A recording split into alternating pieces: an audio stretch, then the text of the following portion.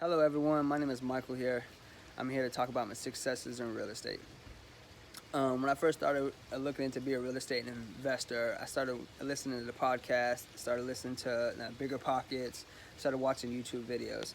And after watching a lot of YouTube videos and listening to podcasts, I knew that I needed a mentor to help me and guide me so I don't stumble across my own steps and fall down face forward, so I could get up and keep going. I knew that was going to happen. So I needed someone to help me, motivate me, and let me know that, hey, everyone falls when you first start. It's going to happen. It's going to keep happening. If you don't fall, you don't learn.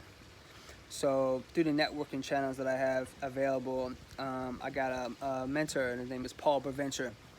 I've been probably being mentored, coached through him for about under a year now. And through that whole process, it's been excellent from the jump, right from the jump, from the videos that he helped me to watch, through some material that he told me to read, going through some formulas that I needed to understand, learning how to do comps, knowing how to talk to sellers. That's a seller's aspect.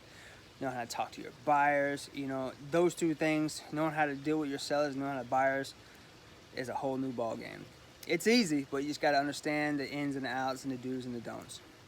When I first started talking to him, it was totally a benefit because we could talk through text, we could talk through FaceTime, we have phone calls because we're always on the road moving back and forth. When you're on the road, you're always talking to someone driving, so that helps you get around some questions that you forgot to ask them or you didn't text them or things like that.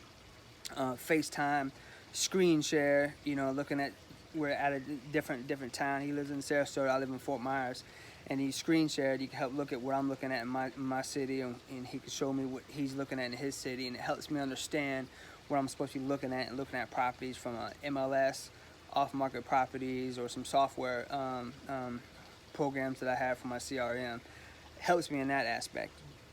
Going through them on communication channels to the benefit a lot because you have some questions that you might learn or you go across.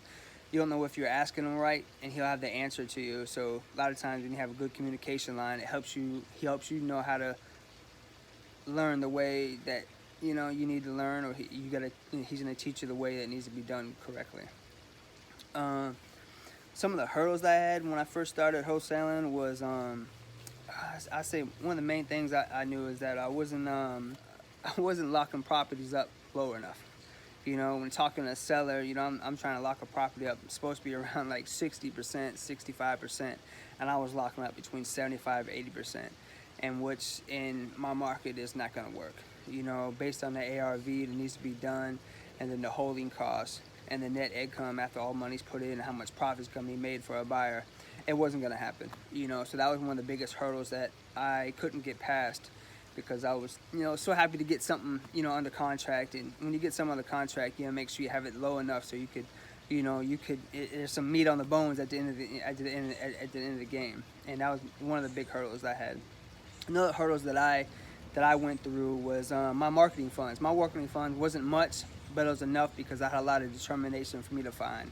So I think all my leads that I first came across was for sale by owner on Craigslist. I put out bandit signs, sell your house. I talked to lots of people about selling their house, and I got some deals through that. And going through for sale by owner on Craigslist, getting those people on the phone and talking to them, and going through the call script and asking qualifying questions so you don't, waste your gas driving out of town to talk to the people, and lo and behold, they're not going to be selling their house at a discounted price. That was something I thought I could do when I'm sitting in front of someone, but it wasn't really going to happen. So I had to make sure I get on the phone. So I got real good on the phone. That was another hurdle I went through. I say one of the recommendations that I could tell you about when you're having a mentor help you out is it's just the stuff that he could tell you when you think you have something good, and then he tells you don't, because he's telling you that no one's gonna buy it for $300,000. I don't have a buyer that's for $300,000. And you think it could sell for $500,000, but it needs $100,000 in rehab. That's not gonna happen. If I don't have a buyer like that, it's not gonna happen when you first start out.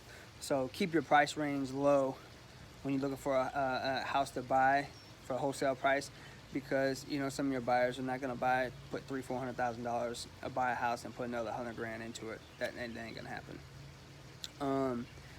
Recommendations, and I think the main recommendation I could tell you is about this: just listen to them, listen to your mentor. You know, they might tell you stuff that you don't want to hear. It could be from no deal, or it should have been a lot lower, or you know, you gotta get out at 4 o'clock in the morning, put bandit signs, you know, Saturday morning, so the bandit signs could be on the side of the road for 3 days before the county comes around and snatches it up Monday morning.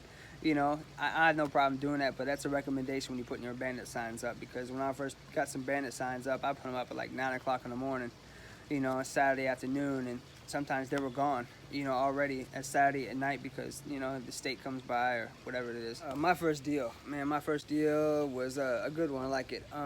At the current time, I had 2 houses under contract. One was a complete rehab. The second was a rental property that really didn't need much. The seller had some renters in it for some Airbnb, and she just got tired dealing with the emails and the phone calls, and just wanted to, you know, get rid of the property. So I took my buyer through both of those properties. One was too much of a rehab. The second was too high of a price point. So I took him by this third property that they didn't have a contract on.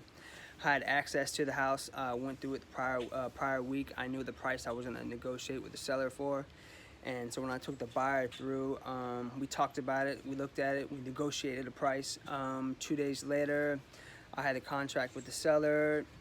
I think that evening had negotiated the offer with the buyer, and the deal was locked up. I'm gonna say about 3 weeks after that, I closed that deal.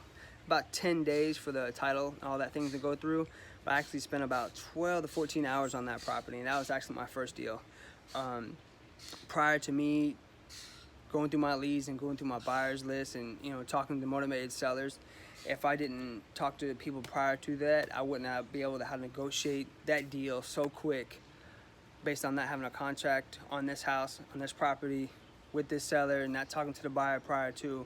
If I didn't all my legwork prior to that, I wouldn't know how to negotiate that deal that quick, which came from skill set of me knowing how to talk to a buyer and talk to a seller. I think that's about it. You know, if there's any recommendations for me to help you, is to help fast track your success into wholesaling, is get you a mentor. You know, they will definitely help you out, get you on the right road, know what to do from right from wrong, and get you going real quick. Fast track, right then and there.